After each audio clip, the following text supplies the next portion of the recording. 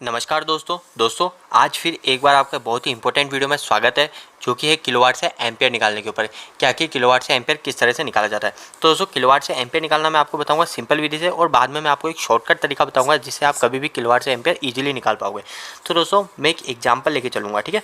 सबसे पहले आपको फटाफट बता दूंगा दोस्तों, मैं एग्जाम्पल ले रहा हूँ एक 10 किलोवाट का, जो कि 3 फेज़ मोटर है। आप 3 फेज़ मोटर मानिए, कुछ भी मान ले सकते हैं, ठीक है। 10 किलोवाट वो पावर उसकी है, 10 किलोवाट। तो दोस्तों 10 किलोवाट पावर है, तो इसका एम्पियर क्या होगा, ठीक है। इसका एम्पियर क्या होगा, ये मेरा सवाल है। दोस्तों एम्पियर निकालने का एक फॉर्मूला होता है, वो फॉर्मूला होता है दोस्तों power upon √3 into voltage into power factor PF, ठीक है। अब दोस्तों मैं आपको इसको आसान भाषा में सब क्लियर कर दूंगा एक एक करके। सबसे पहले दोस्तों पावर रखनी है, तो पावर जो होती है, ये मेरे पास पावर मैंने आपको बताया 10 किलोवाट है, तो मेरे को 10 किलोवाट का निकालना है। तो दोस्तों इस फॉर्मूले जो पावर पुट करता है, वो पुट करते हैं हम हमेशा वाट के अंदर, ठीक है। हम किलोवाट में पुट नहीं कर सकते, ठीक है। किलोवाट में नहीं, हम वाट में पुट करेंगे। तो वाट में पुट करने के लिए हमको क्या करना पड़ेगा, इस 10 किलोवाट को वाट में कन्वर्ट करना पड़ेगा। तो 10 किलोवाट को मैं वाट में कन्वर्ट करूंगा, तो मैं इसको 1000 से मल्टीप्लाई कर दूंगा। 1000 से मल्टीप्लाई इसलिए करूंगा क्योंकि 1 किलोवाट के अंदर 1000 वाट होता है, ठीक है। 1 किलोवाट के अंदर मेरे 1000 वाट होते हैं। तो मैं 1000 इंटू 10 कर दूंगा, तो मेरे 10 किलोवाट के अंदर वाट आ जाएंगे। कितने वाट हो गए, 10,000। तो मैं यहाँ लिख दूंगा 10,000 वाट, ठीक है। अब नीचे भाजक लगा दूंगा मैं, और भाग करने के बाद मेरे को √3 into voltage into power factor. अब दोस्तों आपके मन में एक हमेशा कन्फ्यूजन आएगा कि ये √3 क्या होता है। दोस्तों जितने भी हमारे सिंगल फेज और 3 फेज, यानी सिंगल फेज और 3 फेज, ये दोनों फॉर्मूले हैं दोस्तों। इन दोनों के फॉर्मूले में कोई डिफरेंस नहीं है, कोई भी डिफरेंस नहीं है। आप सिंगल फेज और 3 फेज का सब फॉर्मूले लगभग देख लीजिए, लगभग 90% जितने मैंने फॉर्मूले देखे हैं सारे के सारे सेम होते हैं, जिसके अंदर वोल्टेज आ रहा है।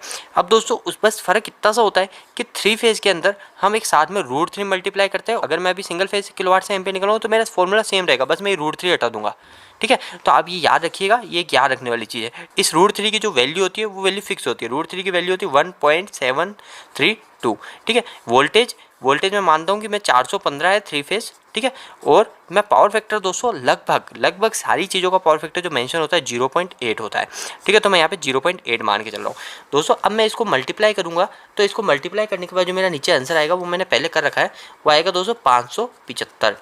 ऊपर से आ जाएगा 10,000 वाट। तो 10,000 वाट के अंदर मैं 575 का भाग लगाऊंगा, तो मेरा जो आंसर आएगा वो आएगा 1740 एम्पियर।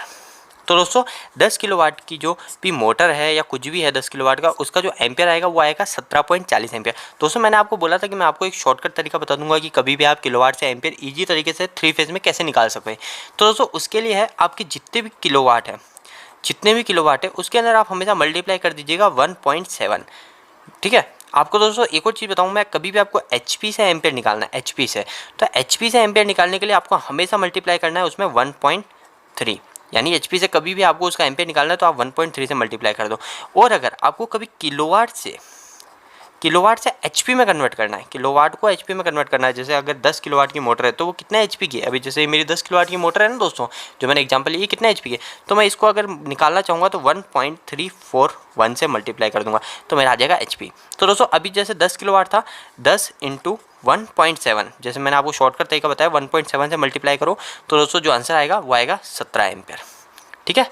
ये ओनली 3 फेज के अंदर काम करेगा, तो आपको इस चीज़ का जरूर ध्यान रखना है। तो दोस्तों आपको किलोवाट से एम्पियर निकालना आ गया है। अगर आपको ये वीडियो अच्छा लगा हो तो वीडियो को लाइक करके जो बताए, हमारे चैनल को एक बार जरूर विजिट कीजिए, क्योंकि यहाँ पे इलेक्ट्रिकल की वीडियोस आपको हिंदी में हमेशा मिलती रहेगी, जो अभी हमारे चैनल पे 100 के ऊपर अपलोडेड है। आपको इलेक्ट्रिकल की और भी वीडियोज़ चाहिए तो इस चैनल को जरूर सब्सक्राइब कीजिए। आज के लिए इतना ही, धन्यवाद।